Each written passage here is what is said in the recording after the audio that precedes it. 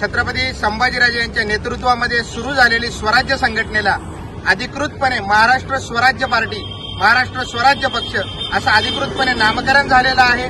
त्याचप्रमाणे सप्तकिरणांसह पेनाची नीप हे चिन्ह आम्हाला अधिकृतपणे मिळालेलं आहे। आपण बघू शकतात मोठ्या प्रमाणात नाशिकमध्ये आनंद उत्सव आज साजरा झालेला आहे, फटाक्यांची आतिषबाजी झालेली आहे।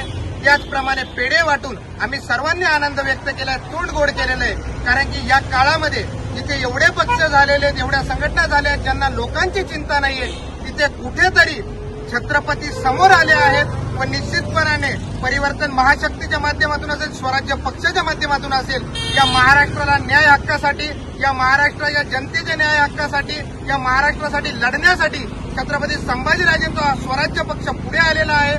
ही पेनाची नीप निश्चितपणाने आता इतिहास घडवणार आहेत। आपण बघू शकतो लोकशाहीमध्ये तलवार असेल, भांडणं असतील याला महत्व नसून पेनाच्या एका सहीला महत्व आहे। म्हणून ही पेनाची नीप निश्चितपणाने इतिहास घडवणार। या स्वराज्याचे आमदार निश्चितपणाने जास्तीत जास्त निवडून येणार। त्याच प्रामुख्याने महाराष्ट्रामध्ये 1 नंबरला नाशिक जिल्हा असणार हे आज आम्ही घोषित करतो। त्याचमुळे आज आमचा आनंद उत्सव साजरा झालेला आहे।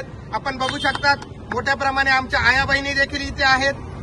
त्यांच्यामुळे आम्ही ही घोषणा करू शकतो की महाराष्ट्राचा आवाज बुलंद होणार। महाराष्ट्रामध्ये विधान भवनामध्ये स्वराज्याचे आमदार आपल्याला इथून पुढच्या काळात दिसणार।